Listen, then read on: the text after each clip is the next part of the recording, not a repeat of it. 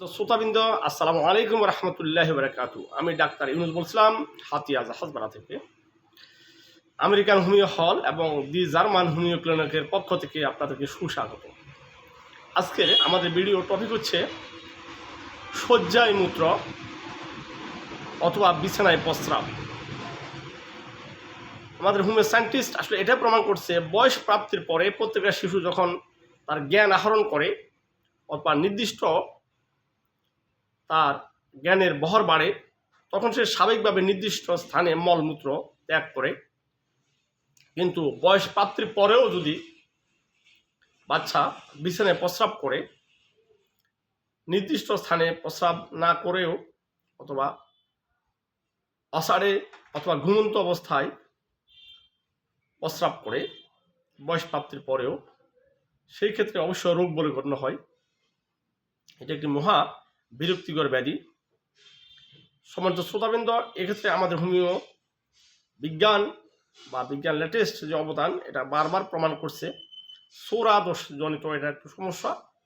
কোনো কোনো ক্ষেত্রে সোরার সহিত সাইকোসিস দোষের মিশ্রণযুক্ত সমস্যা ঘটে। সোরা অ্যান্ড সাইকোসিস এটা একটি মিশ্র মায়াজম। যাই হোক, ওটা পেশেন্ট অথবা রোগীর ক্ষেত্রে আলোচ্য বিষয় নয়।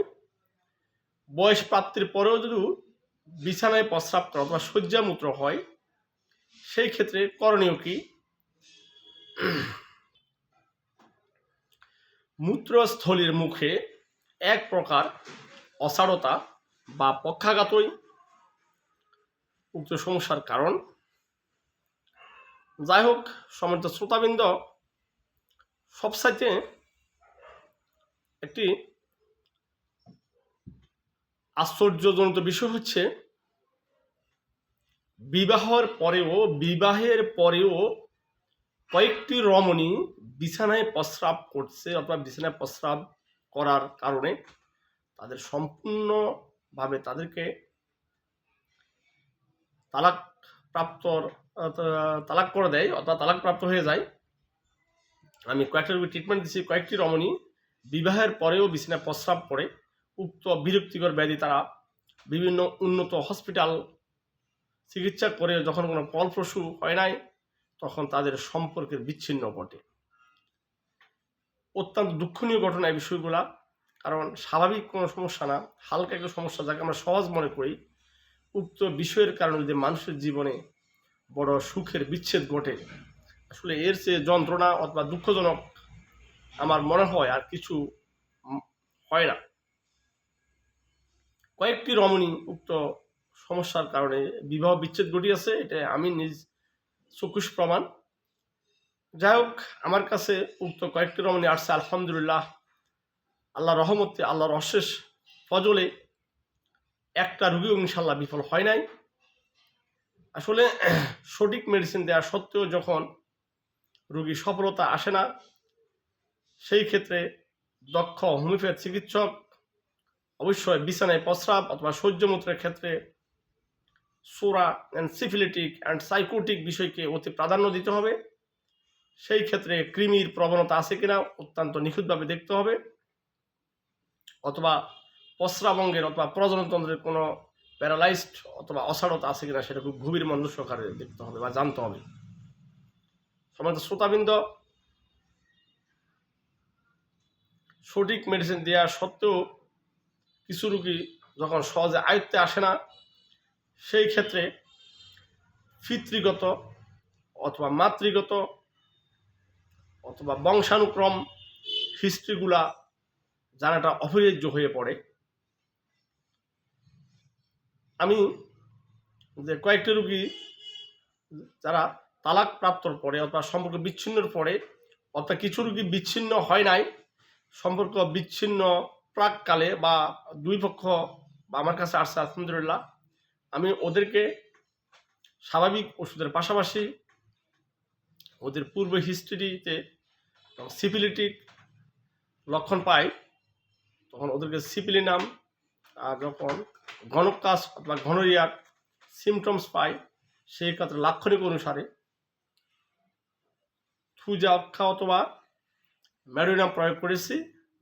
কোনো কোনো রোগীর ক্ষেত্রে চীনা আর গতানুগতিক যে মেডিসিনগুলো ওগুলো অবশ্যই দিয়েছি। আল্লাহর অশেষ রহমতে প্রত্যেক রুগী আল্লাহ সুস্থ করছে, সবচেয়ে বড় নিয়ামত এবং বড় শুকরিয়া এটাই, আর কোনো চাপার নাই। শয্যামূত্র অত্যন্ত কঠিন মনেও আমরা কঠিন মনে করি না ও জটিল মনে করি না, এটা একটা সহজ ক্রিয়া, সহজ প্রক্রিয়াকরণ এবং হুপিতে অনায়াস ট্রিটমেন্ট হচ্ছে। রোগ যত জটিল হোক না কেন, আমাদের শুধু দক্ষ বিচক্ষণতাই আমাদের মূল ক্রিয়া। একজন দক্ষ হোমিওপ্যাথি চিকিৎসক অনায়াসে লক্ষণ অনুসারে লঘু জাতীয় ওষুধ প্রয়োগ বাদ দিয়া ফ্যাটেন্ট ওষুধগুলা পরিহার করে সমলক্ষণ জাতীয় শক্তিশালী ওষুধ অর্গানন অনুসারে ডোজ সেটিংস, মাত্রা, ক্রিয়া সঠিক প্রয়োগে উক্ত শয্যামূত্র অথবা বিছানায় প্রস্রাব ইনশাআল্লাহ চিরতরে প্রশমিত হয়, রোগী কমপ্লিটলি আরোগ্য হয়। এটা শত শত প্রমাণিত। আমার এই ধরনের রোগী আমার জীবনে আল্লাহর অশেষ রহমতে কোনো দিনও বিফল আল্লাহর রহমতে হয় নাই, এবং আমার জানা মতে কোনো রুগীও বলতে পারবে না ইনশাল্লাহ আমার এই ধরনের রুগী ইনশাল্লাহ পেলিওর আল্লাহর রহমতে হয়েছে। পেলিওর আমার জানা মতে হয় নাই। অত্যন্ত জটিল বয়স প্রাপ্তির পরে, বিবাহর পরে, বয়স প্রাপ্তির পরে বিবাহ সম্পর্ক বিচ্ছিন্ন হয়ে যাচ্ছে, বিচ্ছিন্ন হয়ে গেছে। ওরা হাজারো রুগী থেকে হাজারো ডাক্তার থেকে ওরা হাজারো ট্রিটমেন্ট নিছে, কিন্তু আল্লাহর অশেষ রহমতে হোমিওর ক্রিয়ায় তারা শতভাগ সুস্থতা লাভ করে। হোমিওপ্যাথির প্রতি তারা এখন শতভাগ আস্থা, তারা আমাদের জন্য শত শত রোগী বর্তমানে পাঠাইতেছে। এটা হচ্ছে পাওয়া আর চাওয়া মহান রবের নিকট, আর কোনো কিছু আমাদের নাই। সমস্ত শ্রোতাবৃন্দ, সবসময় বলি আমরা যে রোগের নামের উপর আমাদের কোনো কাম নাই, লক্ষণই আমরা চাই, লক্ষণই আমাদের মূল দিশারি। আমরা রোগের নামের উপর ওষুধ প্রয়োগ করলে হোমিওপ্যাথির ডাক্তার ব্যর্থতা ছাড়া আর কোনো গ্লানি আসবে না। সমস্ত শ্রোতাবৃন্দ, একটা রোগী যখন রোগ আরোগ্যে বা কন্ট্রোলে আসে না, তখন আমাদের হোমিও বিজ্ঞানিক, হোমিও সায়েন্টিস্ট, আমাদের গুরুজন বারবার এটাই প্রমাণ করতে চেয়েছে সঠিক মেডিসিন দেওয়া সত্ত্বেও রোগী আরোগ্য হয়ে যায়।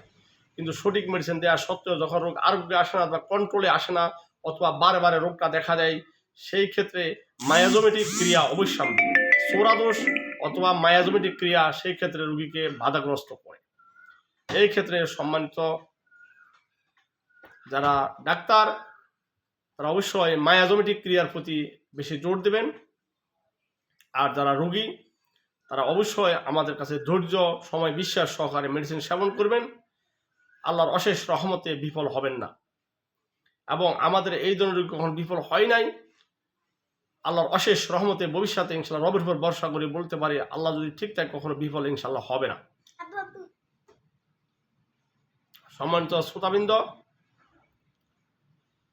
তো আমাদের ভিডিওটা আমরা দীর্ঘায়িত না করে আপনারা অবশ্যই শয্যায় মূত্র অথবা বিছানায় প্রস্রাব, অথবা আমাদের গ্রাম্য ভাষায় বিছানায় প্রস্রাব বা শয্যামূত্র আমরা যেটা বলি, যেভাবে আমরা বলি না কেন, আমরা কাল বিলম্ব না করে আমরা হোমিওপ্যাথির শরণাপন্ন হব, তাহলে আমরা বড় বিপর্যয় থেকে ইনশাল্লাহ রক্ষা পাব।